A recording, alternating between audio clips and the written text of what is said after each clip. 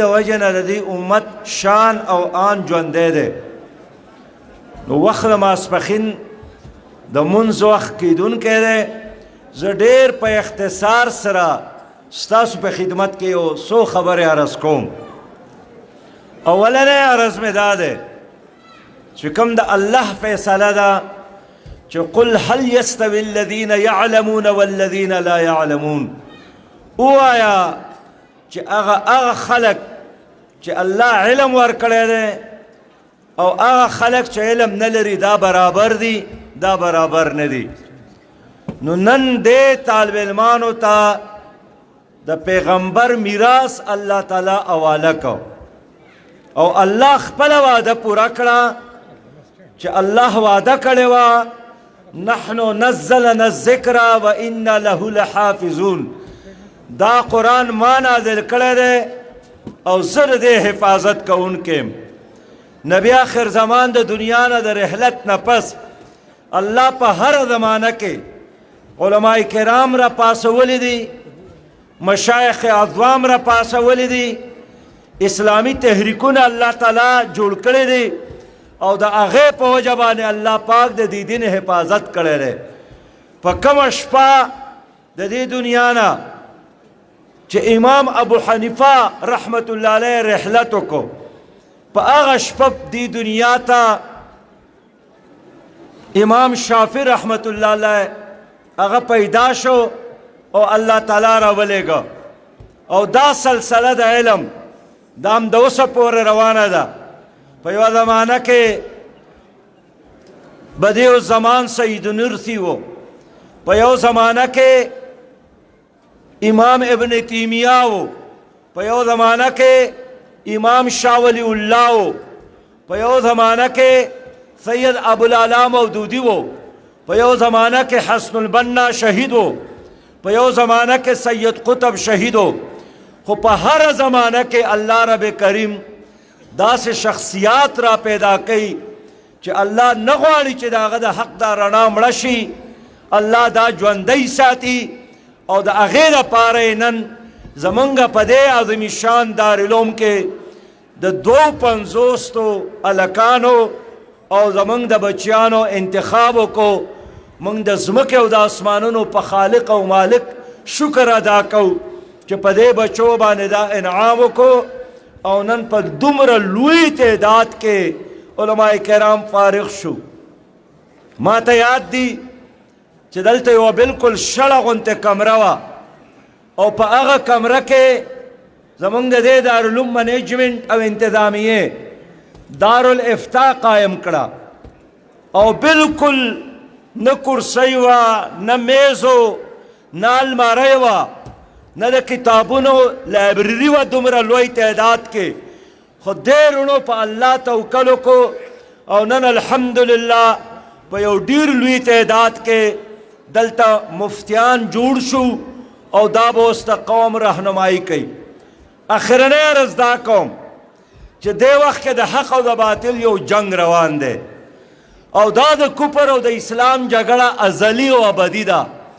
خو پخوا د دې ټول حق د مورچې قیادت دا پیغمبرانو کوو.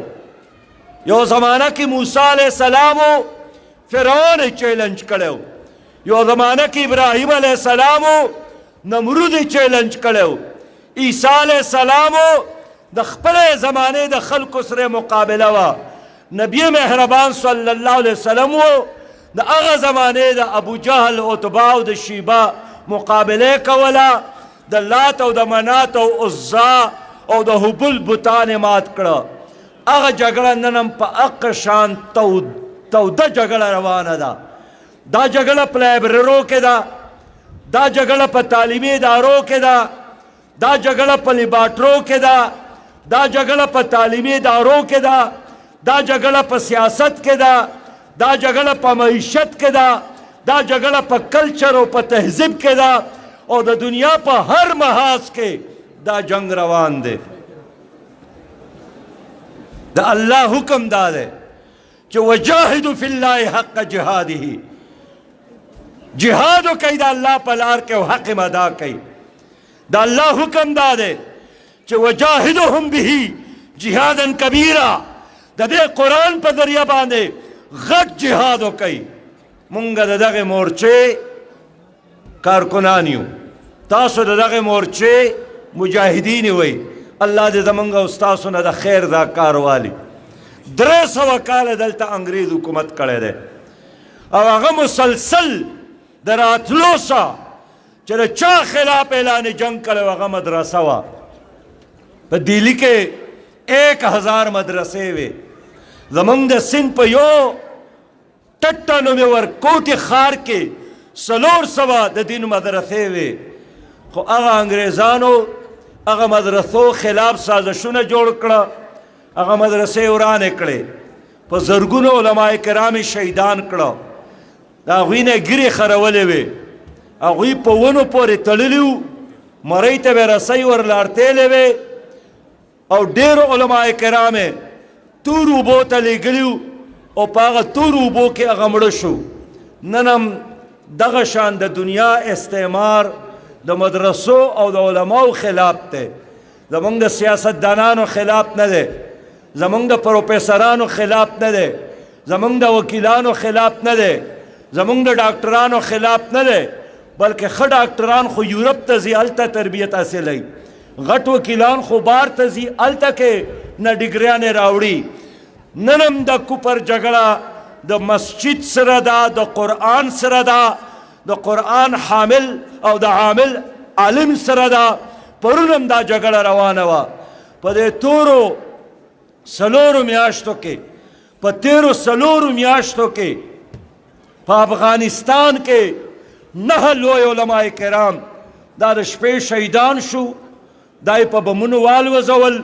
په هغې کې د جمعیت الاصلاح یو ډېر لوی عالم دین چې د جدید او د علم د قدیم علومو ماهرو دغه شان په ټوله دنیا کې د علماء کرامو خلاف د کفر د اپریشن روان دی. دی وجې نه زه خپل امت ته د پاکستان ملت ته درخواست کوم چې د الله د رضا لپاره د دې مدرسو حفاظت وکړئ، د دې جماعتونو خدمت وکړئ، د دې علماء کرامو نه چار چاپیره ودرېږئ. دی تاسو الله طرف ته رابلي او د غیر الله د خدای نه او د بندګۍ نه تاسو خلاصئ. دوی تاسو د محمد مصطفی صلی الله علیه وسلم عشق او محبت طرف ته راغواړي او د بدعات او د شرکیاتو نه خلاصئ. دوی تاسو ته د ژوند نصب العین او مقصد حیات ښیي او د زناور په شان د یو بې مقصده او بې مهاره ژوند نه تاسو ته نجات درکوي. دلته د حرام او د حلال تمیز د علماء کرامو د وجه نه دی. دلته د قرآن قال الله قال الرسول دا درسونه د دې علماء کرامو د وجه نه دي. دې وجه نه که دا اسمان پر انور او سپوږمۍ او ستورو ښایسته دی، نو دا ځمکه په دې علماء کرامو باندې ښایسته ده. او د دې علماء کرامو دا وجود د پاکستان دپاره د ټول امت دپاره د رحمت باعث دی، د برکت باعث دی، د اخوت باعث دی. سیاستدانان تاسو د رنگ او د نسل په بنیاد تقسیمئ. محترم ورونو، دنیا تاسو د علاقو په بنیاد تقسیمئ. خدا د علماء کرامو پیغام دی او د الله حکم دی. دی تاسو یو کول غواړي، یو امت جوړول غواړي، یو جماعت جوړول غواړي. ان هذه امتکم امتا واحده. پیغام دا دی چې دا یو امت دی.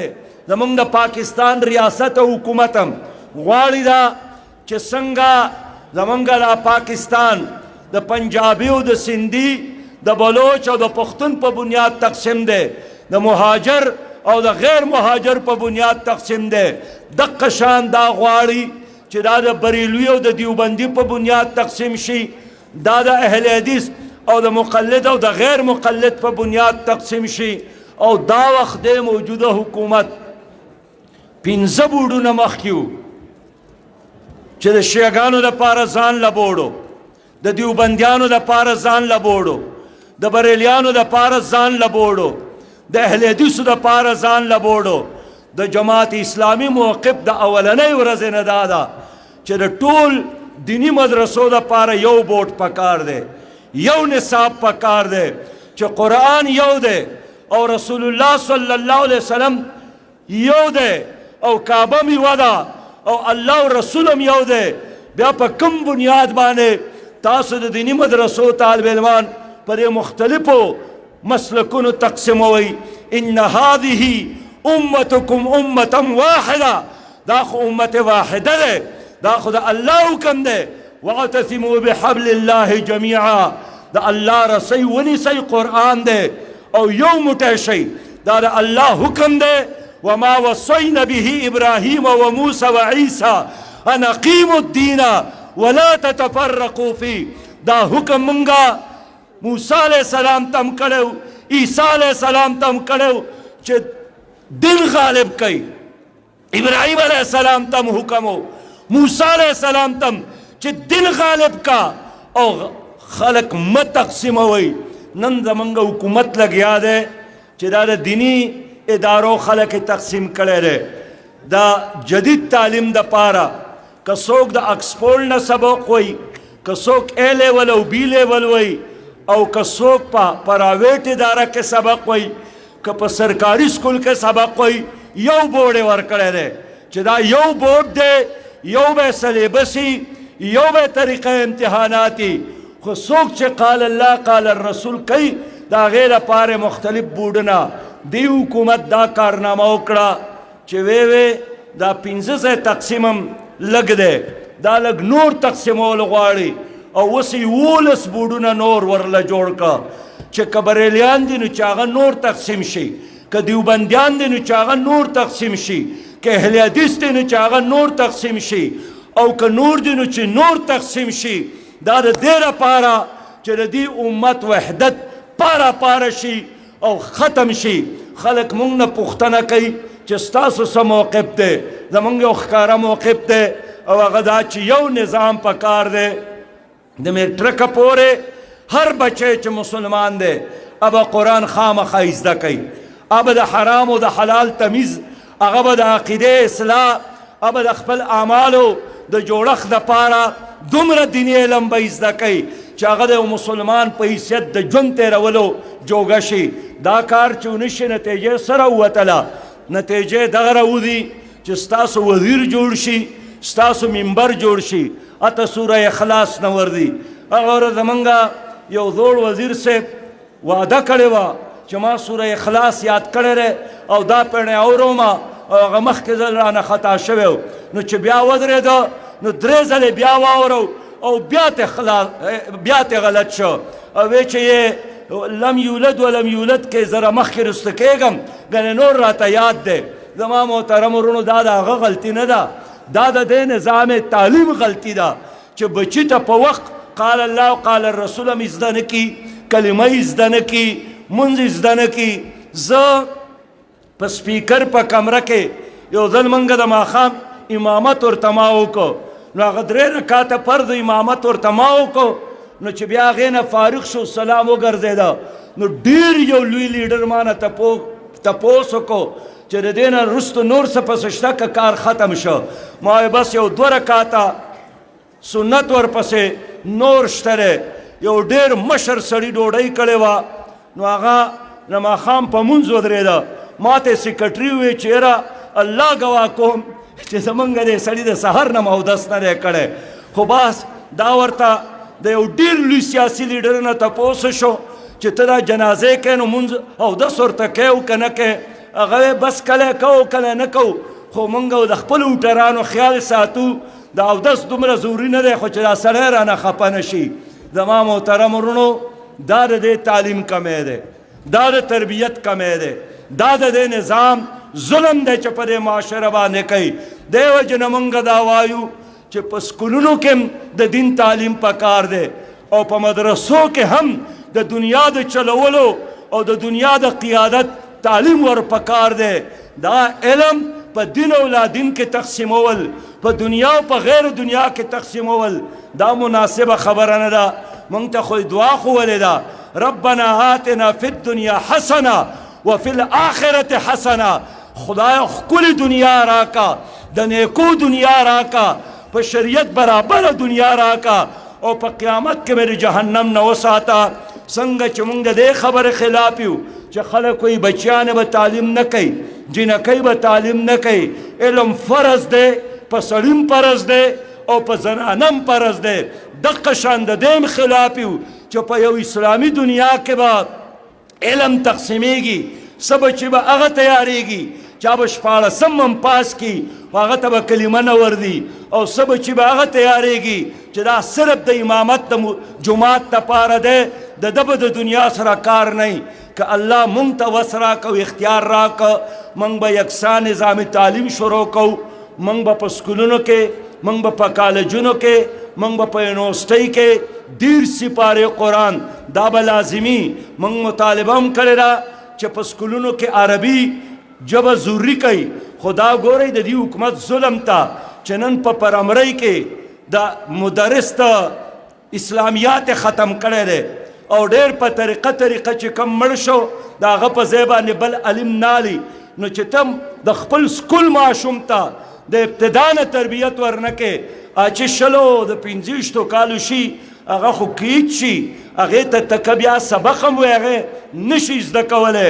دې وجې نه زما محترم ورونو زه عرض دا کوم چې د دې ملک اسلامي نظام تعلیم غواړو، په دې ملک اسلامی نظام معیشت غواړو، په دې ملک معیشت د سود نه پاکول غواړو، په دې ملک معیشت د ورلډ بینک او د IMF د قرضو نه خلاصول غواړو، په دې ملک چې څومره شله ځمکه ده هغه آبادول غواړو، په دې ملک د اوبو ضیاع کیږي، الله بارانونه کوي، الله سیندونو کې اوبه راکړي دي، دا ټوله اوبه ضایع کیږي. په خپله د سرکار د محکمې اعتراف دی چې په 1300 کالو کې پاکستان د 600 ارب ډالر اوبه دا ضایع کړې ده، دا یې سیند ته غورځولې ده. په ټوله دنیا کې دا قانون دی چې د یو ملک سره به د 6 میاشتو دپاره د اوبو سټاک. پاکستان کې د 25 ورځو دپاره هم د اوبو سټاک نشته دی. حال دا دی چې د الله له طرف نه د نعمتونو او د اسمان د رحمتونو هیڅ کمی نشته دی. دې وجې نه مونږ اسلامي نظام معیشت غواړو، مونږ اسلامي نظام زراعت غواړو، او زمونږ مطالبه نه، دا زمونږ عرض دی چې مونږ به د زکات نظام نافذ کوو، مونږ به د عشر زکات د عشر نظام نافذ کوو. او که الله اختیار راکړه په دې وخت کې تاسو ټول چې دومره خلک ناست یې، هر پاکستانی دا 40 قسمه ٹیکس ورکوي، ہر پاکستانی 40 اقسام کا ٹیکس دیتا ہے.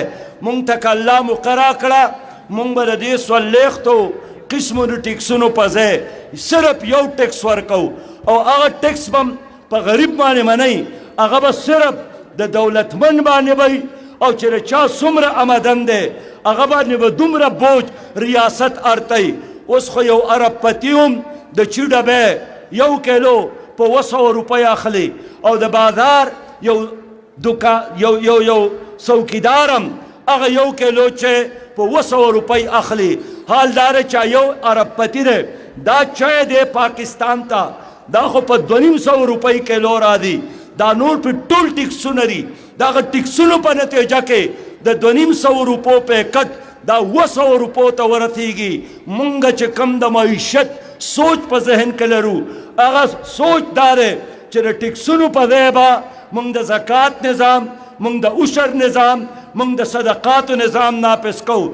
مونږ ته که الله اختیار راکړه مونږ به هر بچی ته تعلیم ورکو د حکومت د طرف نه، د هر بیمار به علاج کیږي د حکومت د طرف نه، د هر قرض سړی قرض به ادا کیږي چې مړ شي او قرض پې پاتې شي، د هغه د قرض ادایګي دا د اسلامي حکومت ذمہ داری ده.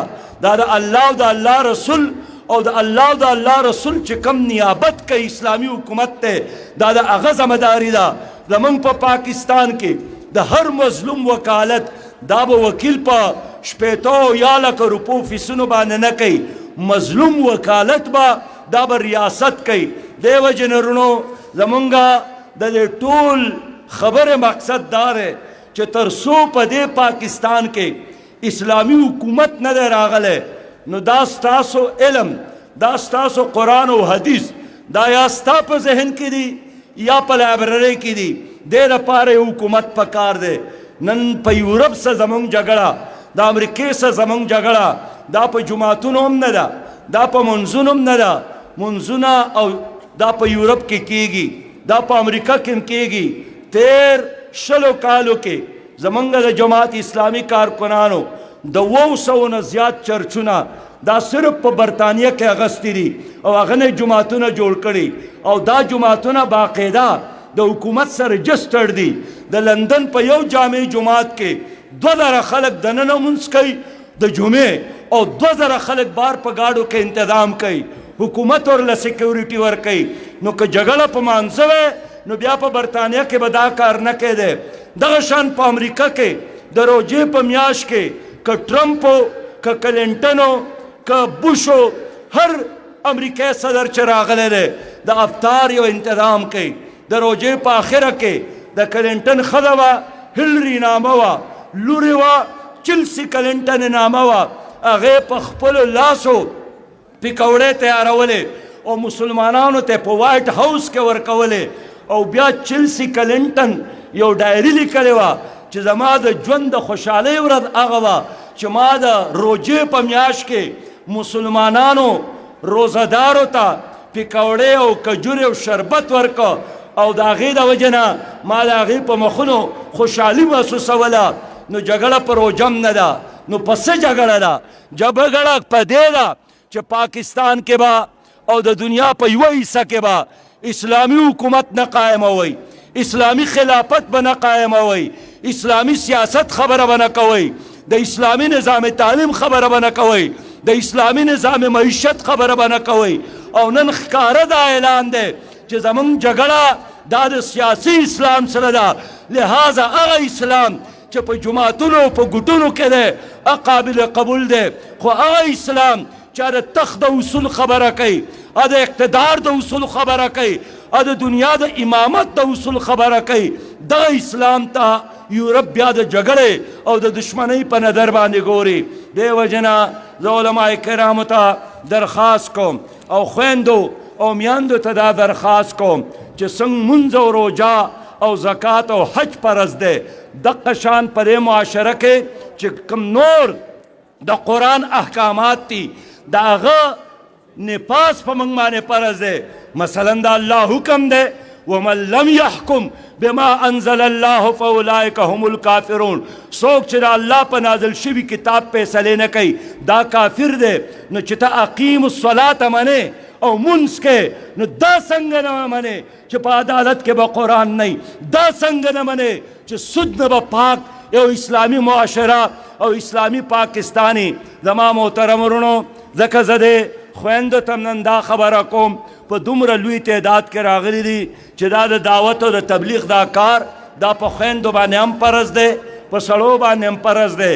او په نن معاشره کې خو خویندو ته ډېر همت پکار دی، ځکه چې دا ټوله مغربي معاشره لګیا ده زموږ د میاندو د سرونه لوپټۍ کوزول غواړي، بورقې کوزول غواړي، د حیا صادر او لوپټه تار تار کول غواړي. او بیا چې کومه جنۍ د کور نه وتښتي، په دې پاکستان کې بې شماره NGOs دي، هغه جنۍ ته وایي چې دا بهادره جنۍ ده، دا دلیره جنۍ ده. ته ګوره دا د کور نه وتښتېده، د زنځیرونه وشلول، دوی د کور دروازې ماتې کړې، د هغه غلط رسم او رواج او د مور او پلار هغه بندنونه تار تار کړه او د ازادۍ اعلان یې وکړ.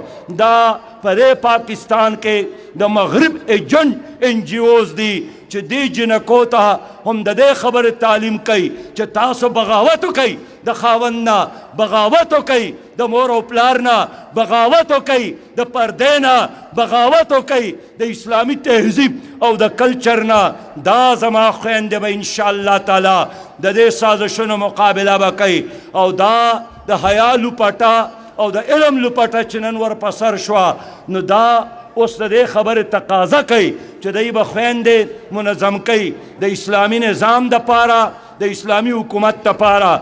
او دا په دومره لوی تعداد کې چې زمونږ دا رونه فارغ شو، نو دلته علماء کرام ناست دی، مولانا هدایت الله صاحب او مولانا نور احمدین صاحب او مولانا اسد الله صاحب مفتی عبدالودود صاحب دا زما یو عرض دی او ضرور به کوم چې زمونږ دا خواهش دی چې د هر چا لپاره الله تعالی یو خاص پوزیشن مقرر کړی دی د عالم دپاره الله دا دستار مقرر کړی دا دستار دی ته که کفر په کم نظر ګوري نو هغه کفر دی خو دا دستار دا زمونږ په معاشره کې دا یو ډېر لوی د عزت نښه ده دا پټکې دا پګړۍ دا د حیا صادر خویندو ته زما عرض دا دی چې نن کم مفتیانو ته تاسو دا پټکي والې دی دا مې درخواست دی چې دا پټکي دې نه کوزئ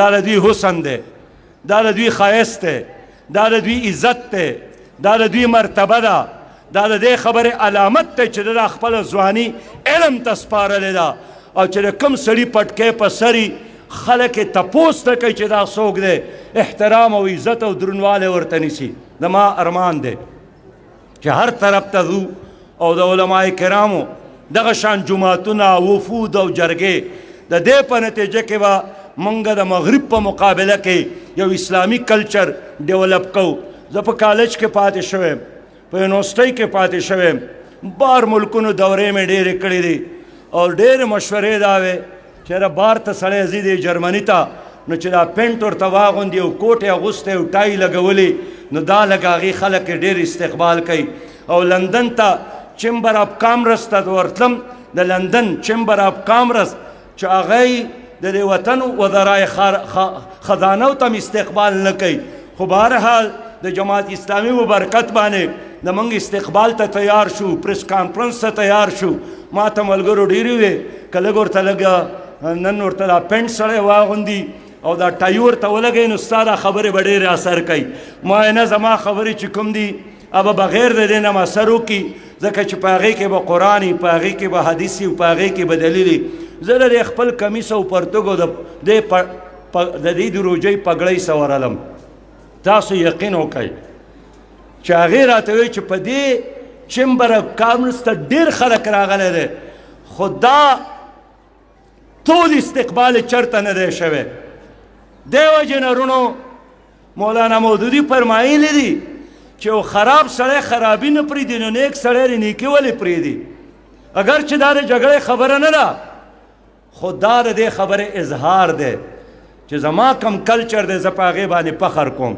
نو زما محترم ورونو زه آخر کې عرض دا کوم چې انشاءالله تعالی د جماعت اسلامي مقصد دا دی چې موږ به په پاکستان کې دینی مدارسو حفاظت بم کوو او موږ به د اسلامي نظام تعلیم دپاره جدوجهد بم کوو او که موږ ته الله تعالی یو رزم اختیار راکړه موږ به هغه یو رزم د دې لپاره استعمالو چې په پاکستان کې تعلیم موږ بدل کړو د تعلیم د بدلولو نه بغیر پاکستان نشي بدلیدی او د تبدیلۍ نارې چې والې هغه چې د خلکو نه په دې تبدیلۍ په نوم اوټونه واغسته هغه چونکې په خپله د دې نظام پرځې وې نو چې کله ورته اختیار میلاو شه نو هغه زوړ نظام نور مضبوط کو نن هم اطلاع دا ده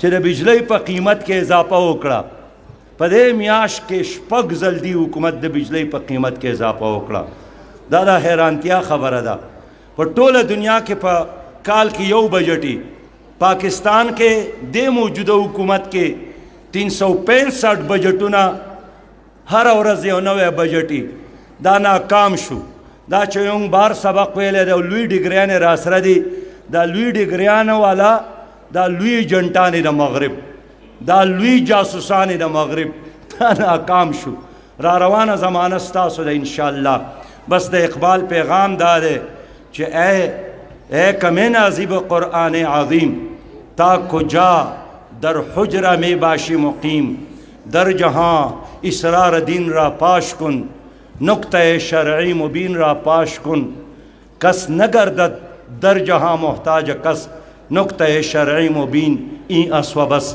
السلام علیکم ورحمۃ اللہ وبرکاتہ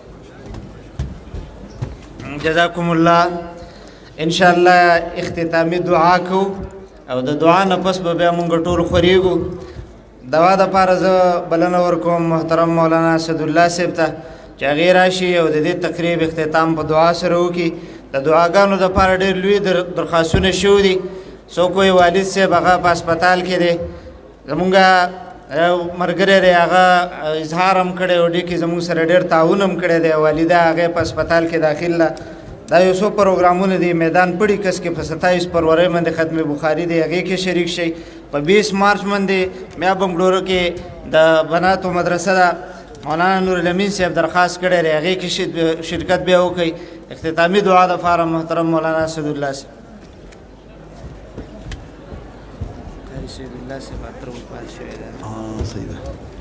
ډیرو عزتمندو محترمو اسلامی ورونو، اسلامی خویندو، په دې موقع باندې حافظان قرآن، علماء دین، مفتیان عظام، مشایخ عظام او معصوم بچی او بچی موجود دي. دا الله دینی مرکز دی او دینی اداره ده او جامع مسجد مخې ته دی. په دې وخت دعاګانې قبلیږي، نو درود شریف ووایو، په اخلاص لاس الله ته پورته کوي. ټول موږ محتاج یو. اللهم صل علی سیدنا و مولانا محمد و علی آل سیدنا و مولانا محمد وبارک وسلم. الہ العالمین د ټولو نه اول خو مونږه دا ټول حاضرین د خپلو تمامو ګناهونو وړلو معافي غواړو. الله موږ ته معافي وکړه. خدای پاکه په دې مبارک تقریب کې چې نارینه او زنانه، کشران او مشران ټول شریک دي، الله زمونږ د ټولو خاتمه په ایمان نصیب کا. الہ العالمین خصوصا چې زمونږ د علما، مفتیان، قاریان، حفاظ د هرې درجې نه فارغ شو، الله دیولا د علم دین او د قرآن او د حدیث د صحیح خدمت توفیق ورکا، او الله زمونږ استادو ټولو په دې ثواب کې حصه وکړه. خدای پاک دا اداره دې له نور ترقی ورکا او استحکام ورکا.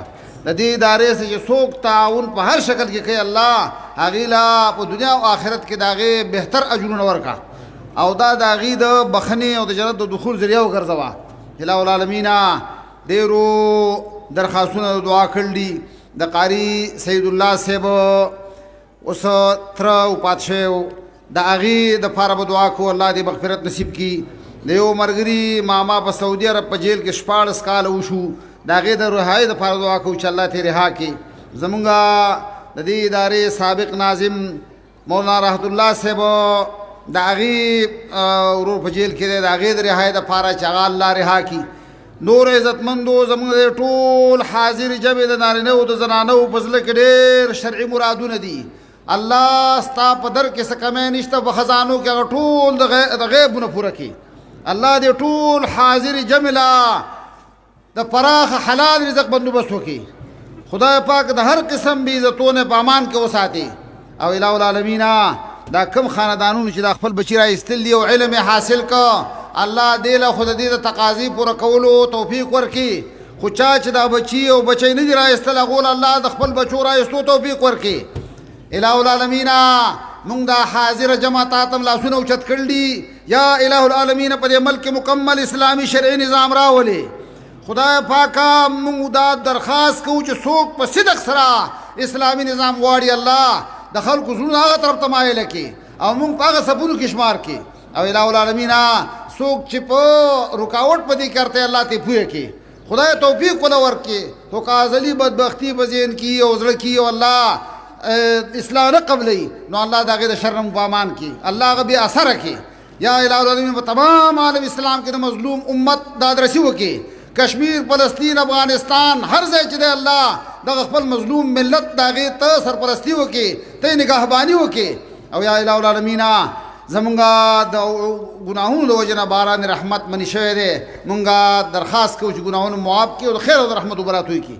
یا الله رحم او کرم را باندې وکړي. یا الہ العالمین د خیر او د رحمت په قدر ضرورت اوبه را باندې را نازلې کړي. زمونږ عمل ته ومګورې، د خپل رحم او کرم معامله وکړي.